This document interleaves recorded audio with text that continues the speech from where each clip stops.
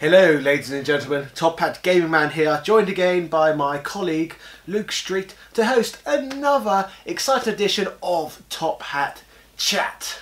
Yes, today I think I would like to have an argument, please. You would like to have an argument? I would. What would you like to argue about? There are a collection of games which I absolutely love. And I know for a fact that you don't. Okay, which ones are those? They are the Tomb Raider series. Tomb Raider. Tomb Raider, no. yes. I don't even want to talk about Tomb Raider. Okay, why not? I hate it. It's as simple as that. I hate it. This one I actually do hate. Why? Come on. I want a reason. Did you play them? Yes. What ones? The first one. The first one, just the first one. Yes, I hated it that much. I did not even want to try playing another Tomb Raider game. Okay, what was it that drew you away from it? It was rubbish. Literally rubbish, yes. It was See, I have so many fond memories. My dad got me into playing the Tomb Raider series. Okay. So it could be nostalgia and just the enjoyment of my dad enjoying something and us enjoying something together. But I don't think it is. I played these games... I watched him play these games actually first. Okay. He played most of them and I would sit there and I'd just watch him play for hours just in wonder. Just watching time fly by. And then I picked them up later. And I enjoyed every second of them. Playing by myself. I enjoyed the adventure that was still kind of linear, but still you had to search and look around for things. That was enjoyable for me. It didn't keep me, I didn't have to get sidetracked for hours because I'd missed a room and a chest in a room and now I can't progress any further. Are you trying to insult Zelda here? A little bit, because I know when I played some of the Zelda games I'd missed like one crucial bit of story and I didn't go the right way and spent hours running around searching for stuff in the completely wrong area for hours and hours and hours, and that ruined my fun of those games a little bit. It was depressing. Now, going back during the time of these games, I was a Nintendo 64 owner and a PlayStation owner. Yes. So I had experience of playing games like the Ocarina of Time, like you said, and Mario 64.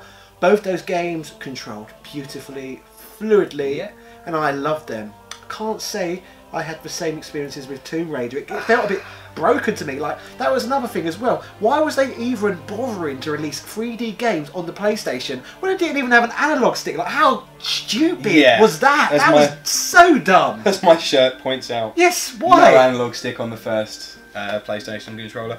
I do agree. The controls were janky, but once you got used to them, they were fine and you knew what you were doing.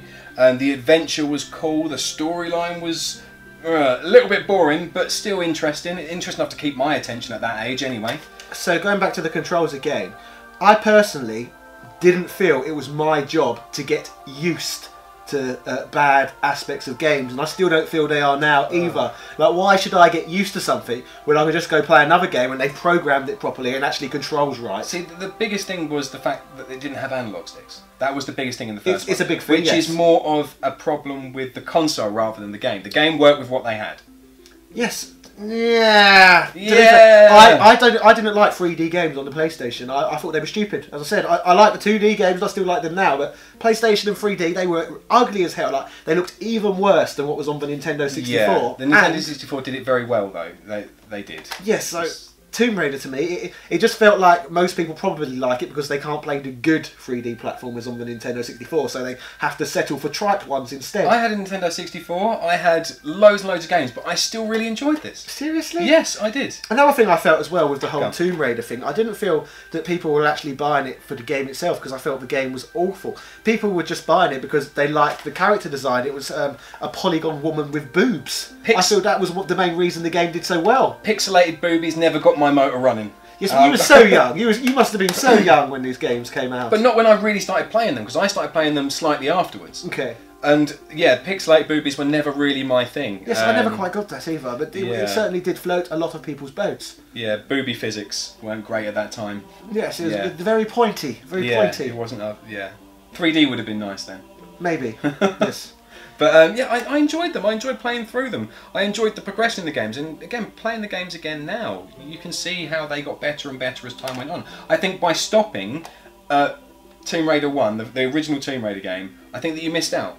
Personally, I think this is very, very similar to my opinions on Sonic the Hedgehog. I don't actually believe the games themselves were that good. It was more the character that drove the sales of the game. Yeah. So where Sonic was bright blue, he had that annoying 90s attitude and all that, so all the children wanted them. Yeah. They essentially went for that exact same group of people when they were slightly older again and marketed another character to them. Yeah, the character would be appealing to them then. It was also nice to have a female protagonist in a game.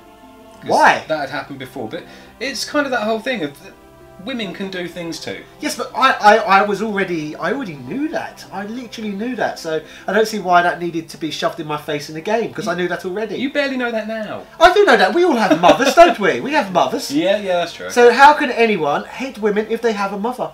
Simple as that. They shouldn't. They shouldn't, exactly. So we should not need crap like this shoved down our throat. Although, as I said, I don't believe people was playing these games as part of a feminist agenda because women are equal, blah, blah, blah. They're doing it for the other reason, so they can objectify them, so they can look at pixelated boobs.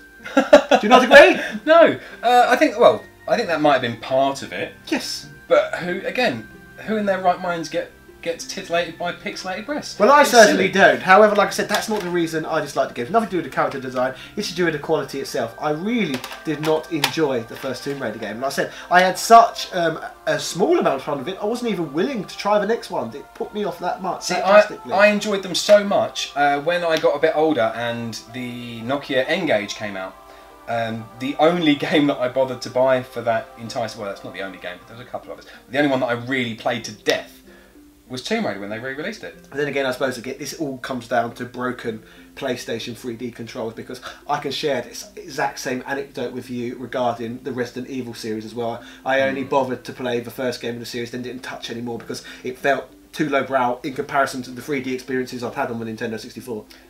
PlayStation at the time were trying to develop what seems like more of a real experience, and Nintendo were going for more of a cartoon experience, which did make it slightly easier. The games handled right. That's all I wanted was fluid controls. I wasn't that fussed about the art direction. I wanted games that controlled fluidly, and you couldn't do that with the PlayStation. So what about when the PlayStation had analog controllers? Do you still feel it was janky then? Did you still not enjoy them then, or?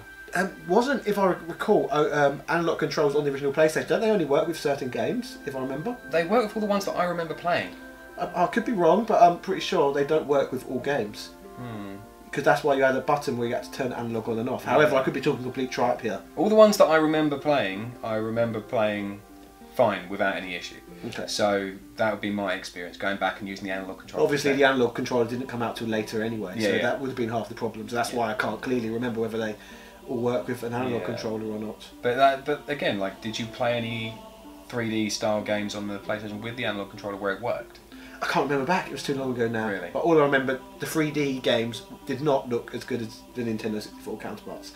And the 3D games in which I did enjoy on the PlayStation were the ones where you didn't have to heavily rely on controls. Like, I really loved the Final Fantasy series, Final Fantasy 7, 8 and 9.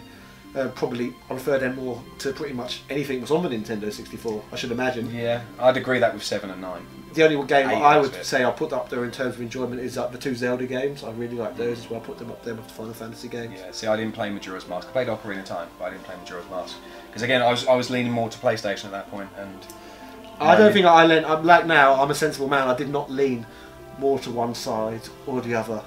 So I kind of had an equal size library for the two platforms. Well, that's nice. It meant the issue was, maybe I would have lent towards the Nintendo 64 because I did like the product, but as I've pointed out in my videos loads of times, didn't have enough content. The content was embarrassing, which was the whole reason why I needed to get a PlayStation in the first place, because there simply was not enough games to entertain someone. There was not enough content there.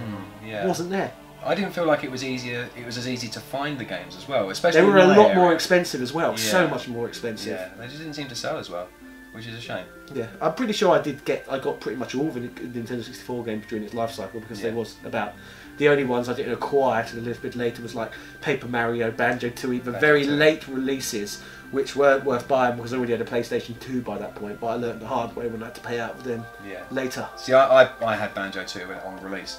And that was an incredible game, it was. And I will admit that it controlled considerably better than all of these. But they're still good games. I still don't think that you can argue that. Maybe the one progression day, in them, it was good. It was good. It was interesting. Maybe in one of our future streams over on Twitch, our Top Hat Chat stream, we can play Tomb Raider down the line, and maybe you could try and prove me wrong and win me over. But at the moment, there's 20 years of bitterness behind you have to try and erase. I think it'd be nice to try and get you doing something that you wouldn't necessarily do in your everyday life, because again, as you said, you wouldn't pick these up at all. No. And maybe if I force you to, I can turn you into me. Maybe I can have the top hat and you can have the stupid beanie. Possibly. I'd consider it, but we'll see how things go, because at the moment, yes, Tomb Raider, rubbish. Tomb Raider, great. Play now. Everybody. Anyway, ladies and gentlemen, let us know in the comment section your opinions on Tomb Raider. Is it great, or are you full of hate like me? So which of us do you agree with this time? Me or him? It's probably going to be him, but I'm right. Probably me. I'm on 18,000 subscribers, so yes. Yeah, they're here to see me. So yes. Cheerio!